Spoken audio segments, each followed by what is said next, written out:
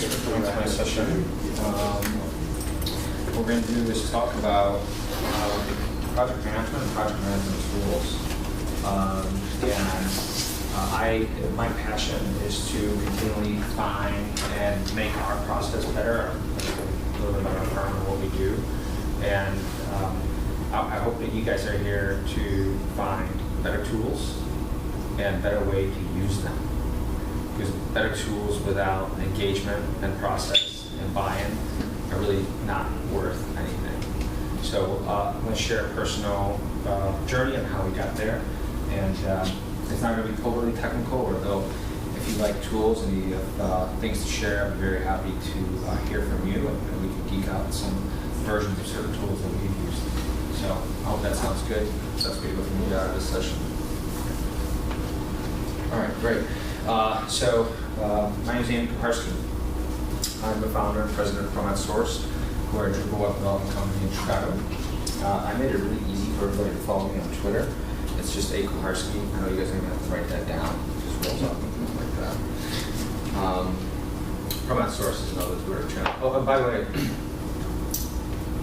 somebody in California, I was doing this presentation in California, and somebody said, "Oh, what are you doing? Like, are you scuba diving?" It's actually me just biking home from the bar.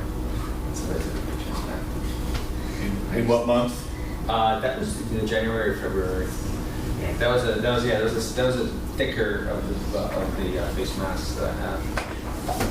Definitely in the 20s. So this is ProMed is actually a little bit older picture. So just to take care of business, and then we're going to go into more how to run a business and projects. But we've been around since 2003. We have around 30 folks on our team. In 2008, we started focusing on Drupal exclusively. So since Drupal 5, we now just Drupal. We do 3 things right now: build Drupal websites. So Northwest Memorial Hospital, Grinnell College, University of Iowa, and so on. We support and maintain them. So a little bit like Acquia without the hosting part. So if you have a hosting company, we take care of the application level, and we build mobile applications. So that's us, and that's me. And now the talk, I'm going to repeat a little bit. So it's going to be I'm trying to share a lot of the pain we went through to find what we're doing right now, and tell you a little bit about what we're doing right now to make things better, and what some of the mistakes and things that we found along the way.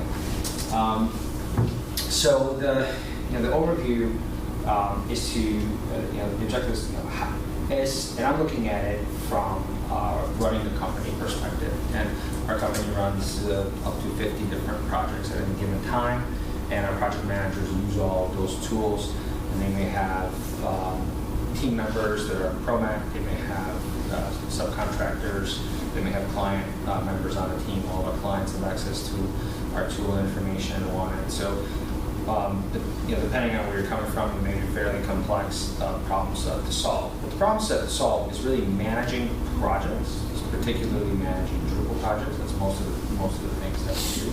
And how do we choose the tools to communicate and to use, and how do we use them? Is really what I'm going to try to provide information on. And I guess a little spoiler right there is we did choose Redmine, and we use it for agile project management, client management, product management, and business management. So we're going to talk about all those aspects. If at the end, then you agree with me why Redmine is the best thing ever. If not, that's great. There are other great tools out there, but at least you'll understand why we chose to use it. That's a lot about me. And my session is 45 minutes, right? Okay, good. You guys in the room, so project managers, technical project managers, developers. Okay, a lot of developers, great. So I'll keep that in mind. Actually, that's pretty good. A lot of the tools are very developer-centric here. So what are some challenges around managing projects from a project management perspective? A lot of it is essentially around communication, right? And so what kind of communication? It's about bug tracking, obviously it starts from there. Well, bug tracking relates to time tracking. How do you build your time? Are you any independent folks here? Someone? No? Okay. Well, along with project management, documentation, how to report that stuff back to the client, how do you communicate priorities, how do you collaborate, especially when you're working with distributed teams. As I mentioned, sometimes you may have folks that are coming from different time zones and different teams. Like, if you're working on a larger project where you have a prime and a sub and a client, and then the client, they have their own teams that collaborate and distribute all that information.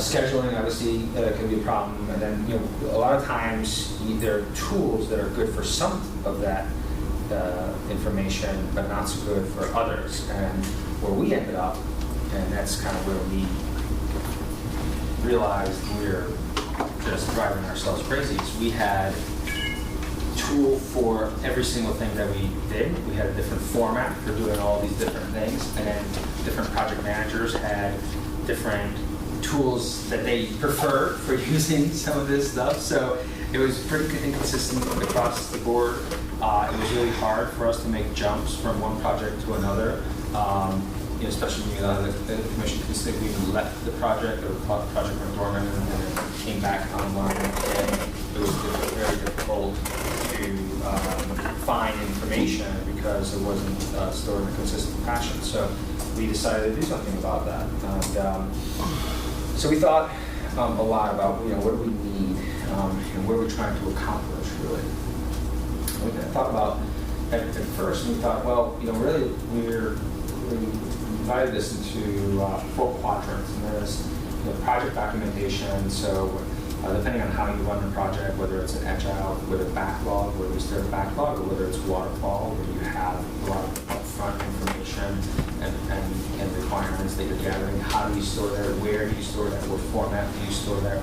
How do you version that stuff? So management information. So maybe things that folks above the project management level are looking for. How do I keep track of how much time we're using? In other words, how much money are we making? Kind of project and budget. Is the budget that is being is the time that's used matching with the deliverables that we're expecting at this point of the project, but milestones in line with the time. General project management stuff, so stories, Git, tickets, code reviews, day-to-day documentation, and then updates. So whether it's a daily update, a weekly update, a stakeholder update, how do we manage all this? So we looked at it, we try to categorize all the big string of requirements in those 4 different sections. So we went on a hunt for some tools. So we're going to talk a little bit about the tools that we looked at, and I'm very happy to hear from you towards the end of that, what tools you're using, and why you like them, what's cool, and then I'll tell you what we chose and why we chose it, and how we're using it. Any questions so far? Too fast, too slow? All good? Great. Has anybody here had this problem? Any of this sound familiar? Resonating? To a certain degree? Yes? Okay. Yeah, there was especially when you're growing and you're trying to execute on projects and you're just plugging away every day and you want to get home and you're just trying to get that piece of information. It's hard to look up and say, there's a better way to do this. But we started, so the first thing, we're a Drupal shop. So the first thing we looked at is OpenAtrim. We thought, oh man, we got to drink our own Kool-Aid, right? OpenAtrim, it's a Drupal-based tool. It's built for Drupal. Actually, and I have to say, I put these slides together probably over a year and a half ago. And so there are quite a few updates and tools have evolved, and there are new tools, so I'm going to talk a little bit about that. But when we first looked at that, it was before that. OpenAgent was 6, now it's running on Drupal 7. They have upgraded it. It was even on 6, it was pretty robust. I mean, it looked great. It looked like a lot of capabilities. And it was hard for us not to choose it. Really, we're hoping that this is going to be cool, the tool, and how cool it's going to be. We're doing all the stuff with Drupal, and we're using Drupal. And unfortunately, we found it a little bit cumbersome. I myself was not involved in analyzing this tool in itself. I was a big proponent, but when the folks that were doing the review came back, they just said it was too cumbersome, and it was too cumbersome for us to change. So when we started changing some things in Drupal 6, we quickly found that we were running into some issues that we would have to resolve it. And again, being Drupal shop, we were like, yes, let's do it, let's resolve it. But we didn't want to take on a project that then it would become a project that would sell. We kind of were a little bit worried that might happen. Plus the fact that it was on 6 and it was a while ago, and we knew that we'd have to keep up and upgrade. We weren't sure what the upgrade was going to happen, so we chose not to use that one. But it's version 2.0, which is on 7, is worthwhile checking out. I was just looking at it just at a very high level today, and it looks pretty nice. Who here uses Basecamp? Yeah, that's a great. Yeah, it's a great tool, right? It's we love it. We've been using it as well. We've used it for a while. It's fantastic. It's made in Chicago. How awesome is that? 37 Signals is around here. It's a Ruby project. It is proprietary. It is a really easy tool to use. It is fantastic. It's among several other tools, Salesforce-like, but it's a sales tool called Highrise. And we really liked it. Some of our project managers used it and swore by it. We chose not to use Basecamp because we found that the bug tracking, there actually was no bug tracking. Like, that was the main problem.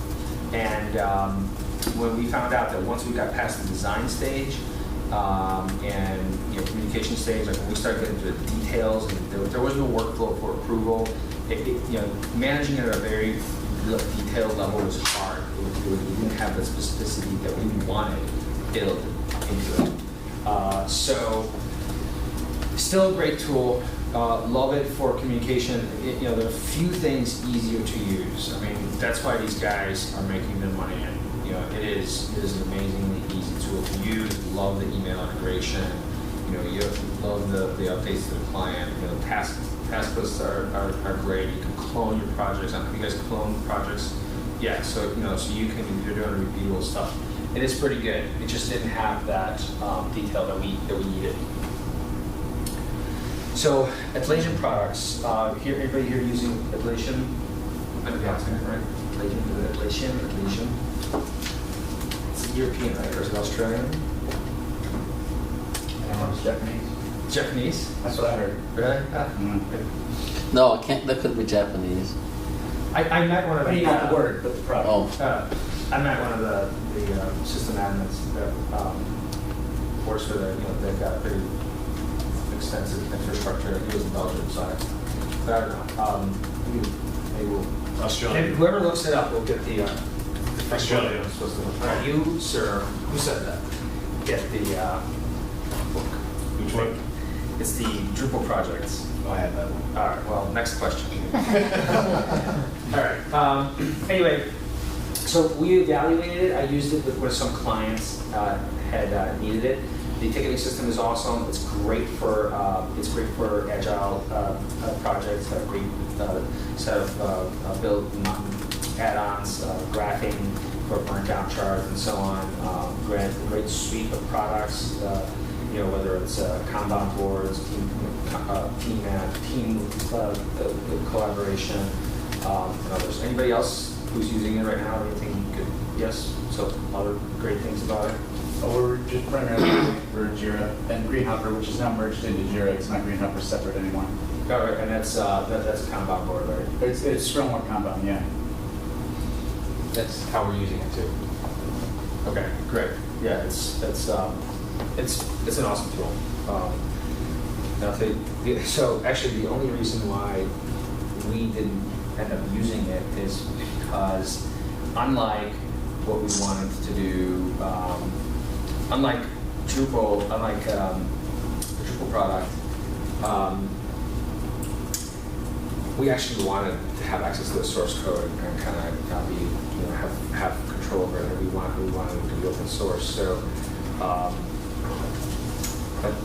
this could be the job. It's really easy because you can just sign up and get running, and then look at some other tools. I mean, these are pretty old, right? So, Assembler, bug tracking tool, Bugzilla. We didn't really look at that seriously, but it's out there. It's there. Mantis. Actually, we've been around for 10 years, so we actually used it a long time ago. Anybody else ever seen Mantis? I use Mantis. Yeah, yes. Thank you. So, old school. It's kind of old school. I know. To me, I'm a little nostalgic when I look at Mantis. I remember the late nights when we started. Nobody else? I liked it. And I guess I wasn't too burned out by the late nights.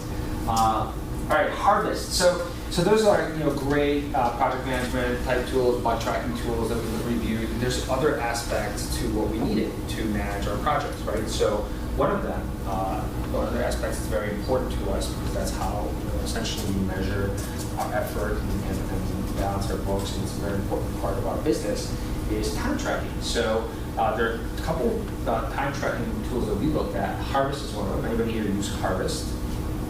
Okay, what do you think?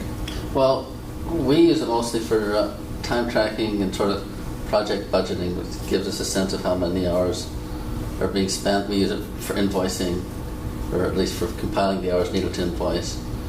And we can use it to keep track of, if we've budgeted, 300 hours to be spent on a project and we've spent 200, then we know how, it's useful for that. If it has issue ticketing, I'm not aware of it. Can we use something different for that? Yeah, exactly, right. So this, yeah, and so we ran to this is a great point, we ran to, and I think I have a slide on this, we ran to tools that are really, really good at doing that one thing. And I think Jira had an advantage over these other things that they had several tools that worked with each other to do different things very well as well. Harvest is a great time tracking system. We're looking at implementing it as well, but there are integration points, but it was a standalone. FreshBooks is another one, right? A lot of the freelancers that we work with use that one. Anybody here use FreshBooks? Anybody heard of it? Okay, phew. I thought that was the most popular. Yeah. Out there. A lot of freelancers that are vendors to us use it. Okay, great.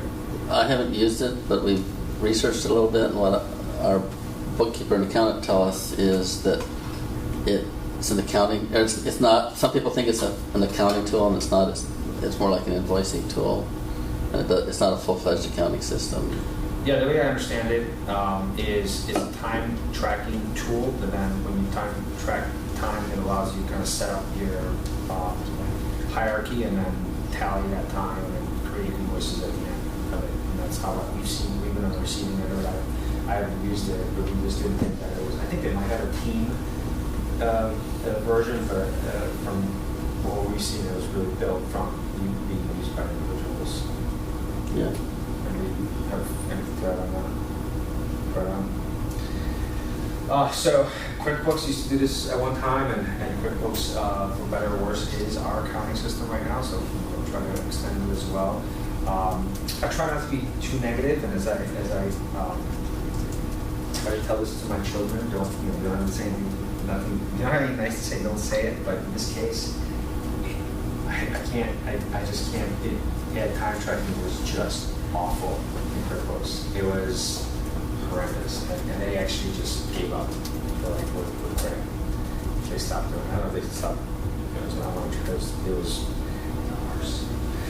GitHub. So they have a nice suite of tools, and they're constantly evolving and adding on a set of tools. We use GitHub private repos for our tools, and there was some desire to look and see whether we can utilize some of the tools that were there.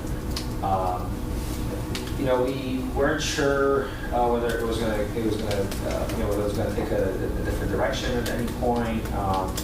At the point of our decision-making process, we were still using our own Git hosted repositories, servers. So we didn't make that, but we definitely kept an eye on it. Is anybody here using this for managing the projects?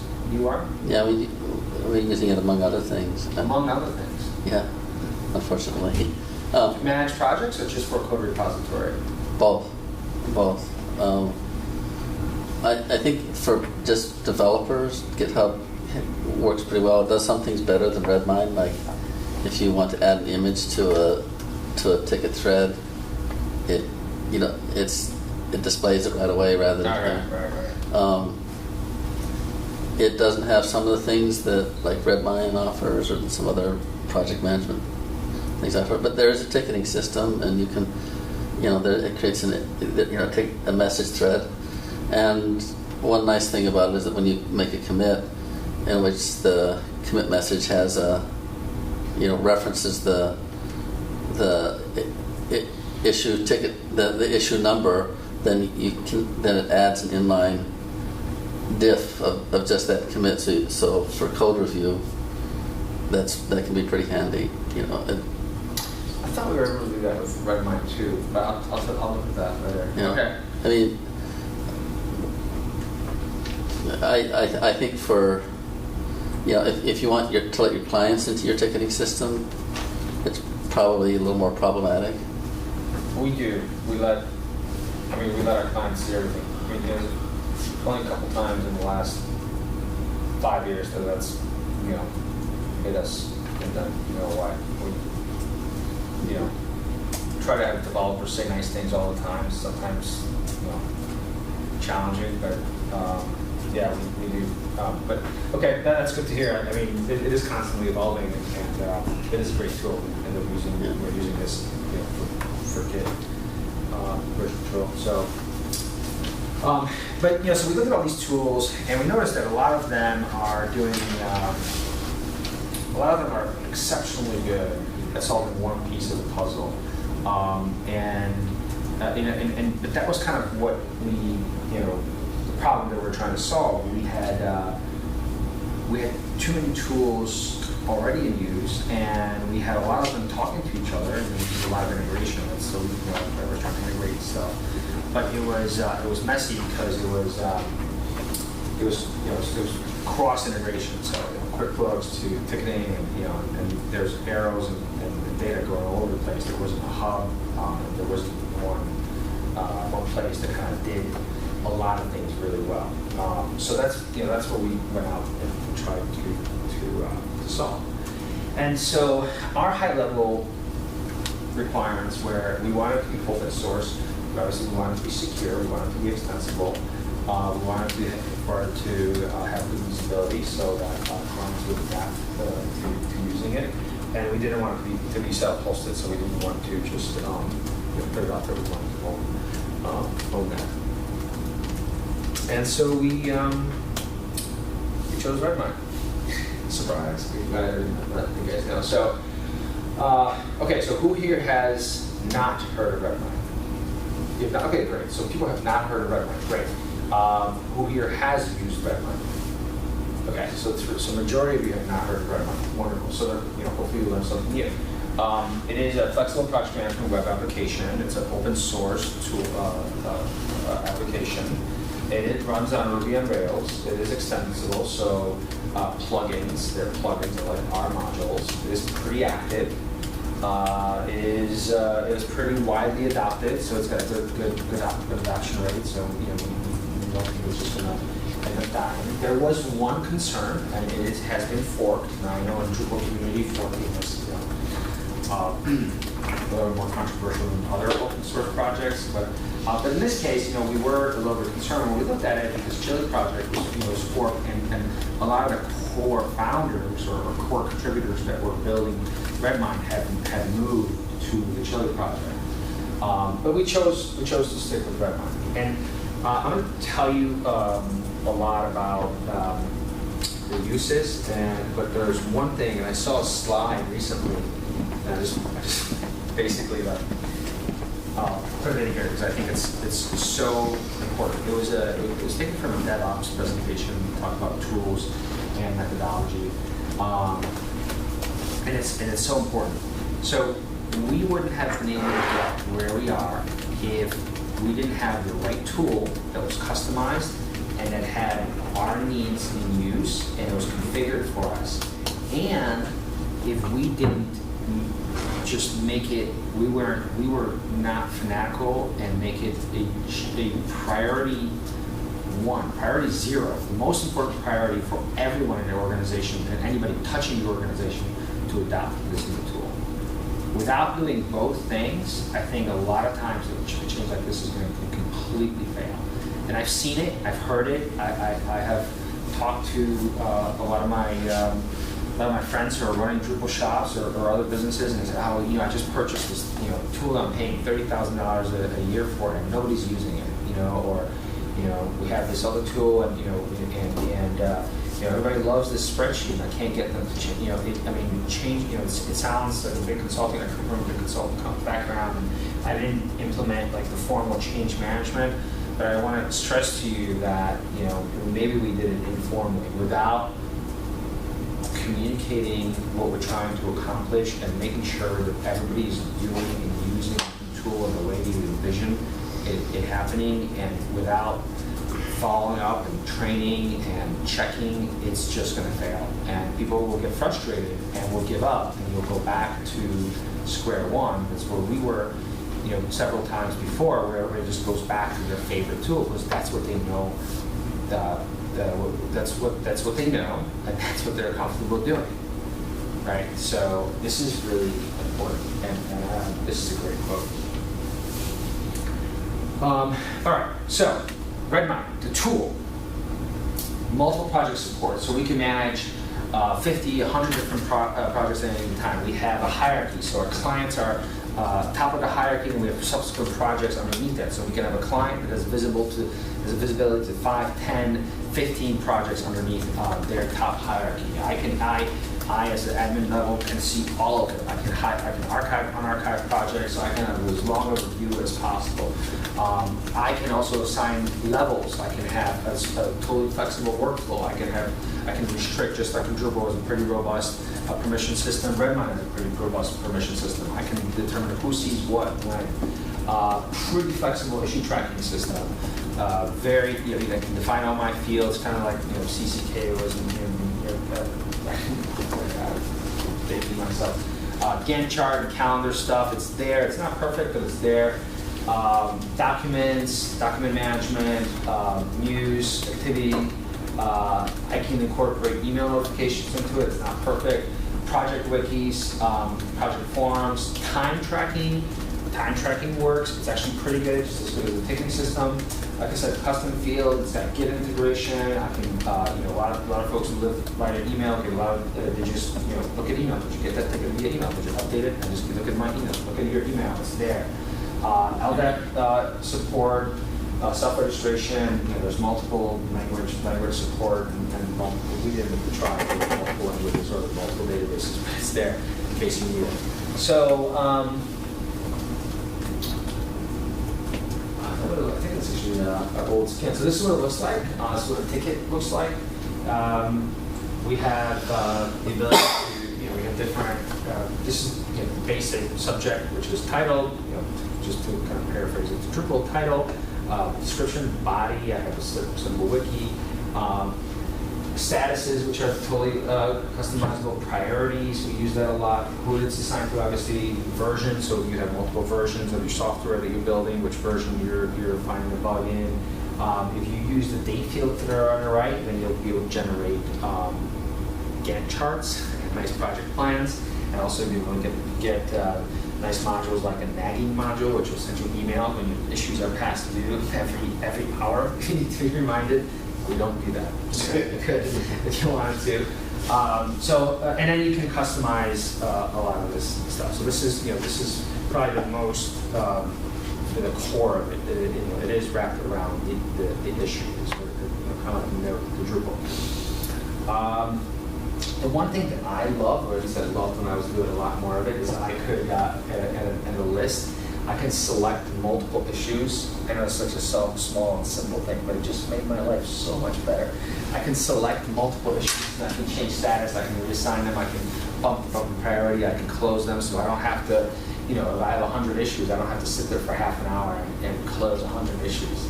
That's that awful use of your time, right? So here's a Gantt chart. It's there, in case you didn't believe me. I can create my own workflow, right? So so not only can I create statuses that fit to my organization or what I'm doing, but then I can specify, what role has permissions to do what. So for example, this is very, very wrong. Because a developer should never have a right to do what? Set roles. Close tickets. Yes. No, I think it's it's the close tickets, right? So developers, at least in our organization, never close tickets. Somebody who's a QA, quality assurance specialist, or project manager, or client can close an issue.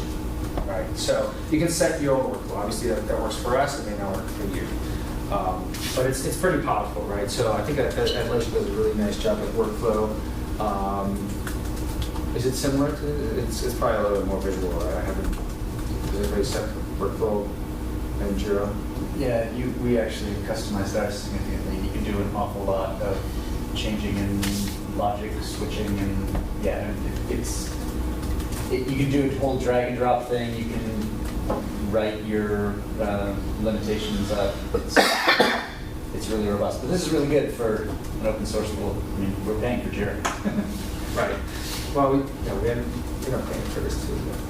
Not upfront yet. So, I talked a little bit about permissions. So this is some of the things that you can do. Again, you can set your own roles, right? So again, to your organization, you may have as few or as many as you like, and then per role, you can set all these different permissions of projects, boards, documents, files, views, and so on. It does have Git view built in and diff. So I haven't looked at it in a while. I think there's another screen that I have. So this is where I spend a lot of my time. Reports on spent time for project management. So if I'm ever on a call with them, I can quickly look at each project and see exactly where they are, and I can see which issues are burning most time, or who's burning most time on a project. And I can look at it on a monthly, weekly basis. And I can look at, like I said, per project, we can set billable or unbillable time. It's pretty robust. So trackers are kind of a core, and we did this twice. So tracker basically sits on top of the title, or the subject line, and a tracker. You can basically use that for reporting. And this is an older set of version of our trackers. We've moved. So this is more like it resembles a project. Phase or function, phase/function assignment of tasks. We've then read the Phoenix project. I read the Phoenix project as a DevOps kind of a methodology book. And so we looked at and started. We deployed. We scratched that, used story and task, and then we use what kind of time. Where is this? What kind of task is it? Planned, unplanned. Is adds value or part of the feature set.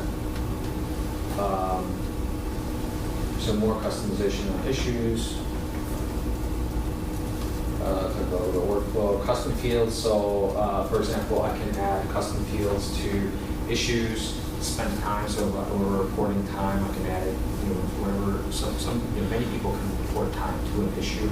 I can add custom fields to that and report up to that. I can add custom fields to projects, users, groups, and so on. So it's pretty flexible, and it's pretty easy to use, and it doesn't muck up things too much. Git integration, pretty much out of the box. User management. I have queries which I like to use. Maybe not quite as robust, but I can generate my own reports, via a GUI tool.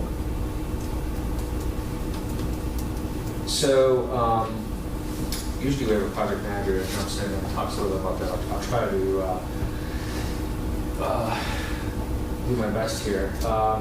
So we can, from an agile project management perspective, we can create stories and then tasks underneath that. And this is just a view where I can basically drag and drop these issues. I can close them right here, so you can just run a quick report on where we are with different sprints. Right? I can move certain tasks out of one sprint, put them in another, just visually. So if I have a backlog, I can just slap my backlog right there on the right. It's empty. I think this is a closed project. And I have a huge backlog, and as I'm meeting with my team, I can just start sliding these tasks or these, the backlog items into my new sprint. So that comes out of the box. We actually, so this is the Kanban view. We actually integrated ours with Kanbanery. Anybody here use Kanbanery? So it's pretty easy. Redmine just spits out goes to Kanbanery, it receives it, and we generate. And it's a really nice GUI tool. We do pay for it. We do pay for that one. But it's but the nice thing about switching to Redmine, where before we had multiple tools that were all doing different things. This is where everything lives: time, issues, documentation, wiki, users, and then it's a spoke model. So we can spit information out to other tools that certain teams prefer and use. I'm going to skip a little bit because I have about 5 minutes. I want to leave some time for questions. So this is I can browse my code out of there as well. So it's really code browsing capability. Are you tying your source to the issues? Yeah, and that's what I was saying. I believe this is what we do. We can't. I think that when we do a code commit, we can just do a hashtag issue number, and it ties that to our ticket here. So I know obviously GitHub probably has that, but I thought that we were able to do that here. I can. I bet there is a way to do it. Probably not as smoothly integrated as GitHub's, but I'm sure. But I know there's a way to do it with Redmine and basically Redmine and Subversion. So that there's a Subversion integration on the box here too. Yeah, I mean we have some folks who just don't use they hate it when they have to get out of command line. Like that's all they do, right? And they get a lot of this stuff via command line. This looks a little more structured than what you expect from a wiki. We set up our projects so that we have a base project. It's not completely rigid, but it has a base structure of things that we expect to happen on every project. So it has a kickoff phase, and it has a close down phase. It has information about access to servers and so on, and phases and due dates, and where the specs are, and background, and so everybody kind of can jump in and have some information about it. And so this is just an example of our older wiki structure. And then when we start a new project, we just go to that base. I'm going to start. Don't think base camp. It's just a base project, and then we clone it, and then we start filling in some stuff. So we get that out of the box. Essentially, the project managers and the VAs just fill in that information, and it's just easier for us to start. And we look a lot more prepared when we get the project. And we also don't forget to ask certain questions that become necessary towards the end of the project. So we can do some exports. We were doing what are we spending our time on during retrospectives, visual representation of how we're burning hours and when.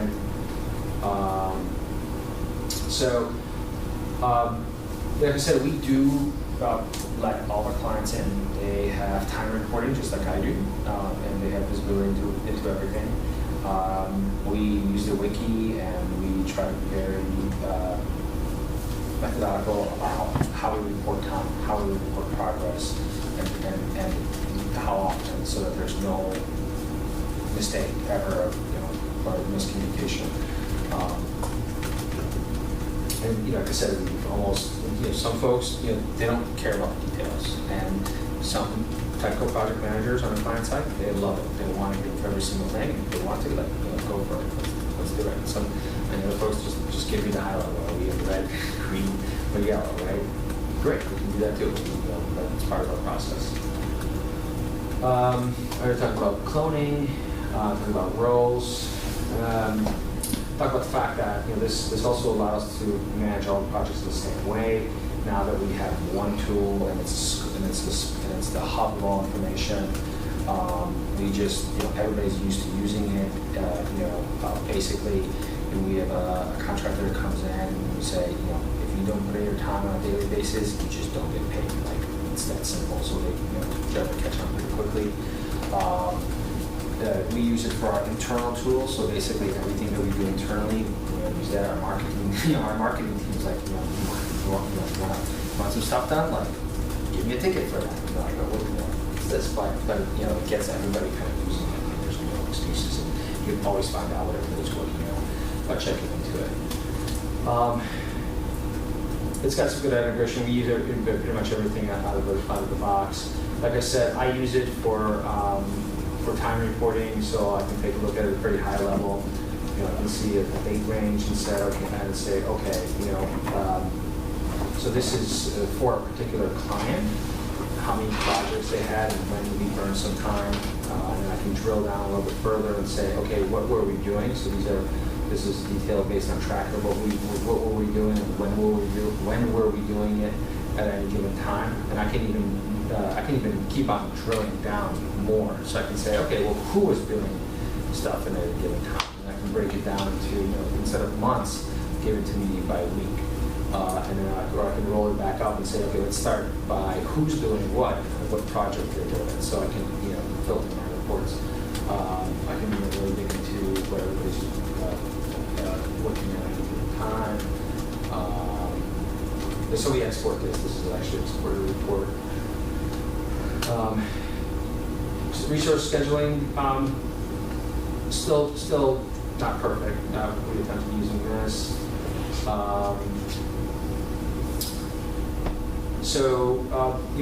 Obviously, a lot of great gains. Central repository, we're able to go back and better scope projects, because we look at projects when we scope them, and then since we use the same tool, we've done several similar projects over and over, we can go back and say, okay, were our assumptions right? If not, why weren't they correctly? So we use that during retrospectives. We use it for all of our invoicing, since all of our time is in there. So depending on the type of project, our finance folks look at this stuff day in and day out. We've successfully and easily integrated with third-party tools like Memory and folks, and everything in one place. And then that also allows us to grow more efficiently. So people can come in and look at several projects, maybe similar to theirs, or if they're shadowing a developer, or they're shadowing a solutions architect, or a project manager, they look at how they're running it, and they look at it across different projects, and there's history there. So there's a lot of value that we've been able to gain out of that system. So yeah, that's our story. About 2 minutes away with my time. So I'd be very happy to take questions. Yes? Have you tried Zendesk at all? Have not tried Zendesk. So there's a couple other tools that we looked at. So the other tools that I meant to get a little more into, so this is our Kanban board. You know, you guys, you know, this is, so this gets right. Let's see what this is on here. So this comes from Redmine, and it goes to, and during their meetings, they pull these tasks into Ready, and I know exactly what everybody's working on. I can see what people are blocked on. If there's no client block issues, I can just drop that column down, and I can see what's working. Yeah, those are similar to pivotal tracking or Trello. I was looking at some pretty neat Gantt charting tools. I kind of like visualization. What's on here? So, has anybody used the Smartsheet? There's also LibrePlan, which is a pretty open source application project management control. This is another tool that has since come out that we have not had a chance to evaluate, but you know, in case you guys are evaluating it, I just wanted to share that with you. And yeah. What was the tab you just showed for this, for the brick plan? Smartsheet. Yeah, and you basically, I think it works with Google Docs, so it integrates with Google Docs, and you get a lot of this functionality almost for free. Actually, I shouldn't say that. I don't know this for free. I also heard a lot of good things about this project.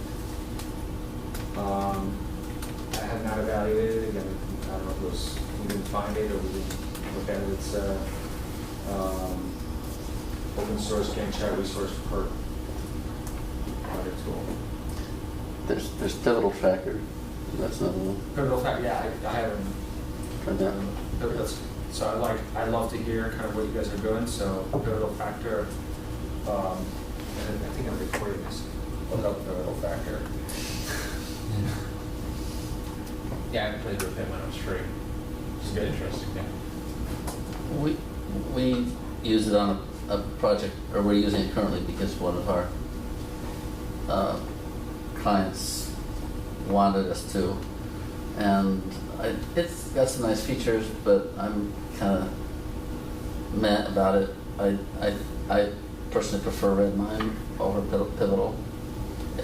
Redmine really, or Pivotal really seems to force you into an agile Yeah. style workflow, which is, you know, if you want to do that, then that's nice, but that's not always exactly how you want to run a project. Right. Any other tools or anything ring a bell here on my sharing? Where are you going? How many hours did it take you to implement Redmine when you finally decided on it? That is a great question. We weren't using Redmine when we were implementing it, so I can't go back. I think it was surprising. Like a lot of our internal projects always end up surprising how. I would say it was probably around 200 hours at least. And it took you. We're about 30 plus. We're over 30 people. Why did it take you that long? You mean to set up all the integrations and stuff? or- Planning, integration. So we did a lot of businessy type things. Okay, how are we going to use it? How are we going to roll it up? When are we going to cut off our current time reporting system? And are we going to migrate time into this one? How are we going to bill our clients? How are we going to be able to do it? How are we going to we kind of looked at every aspect of it. Whether it's a project, whether it's a ticket.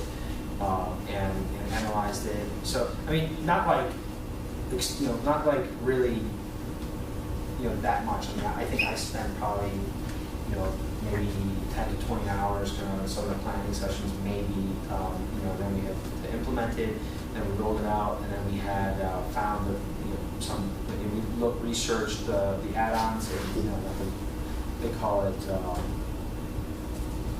basically modules. Which ones we wanted to add, and we tested some of them that we crap, just like Drupal modules. Some of them are good, some of them aren't. So it ends up, if you track of it, I mean, I don't, if you start really keeping track of everybody's time involved in the project, if you have 2 or 3 people, it's just, here goes, it's surprising.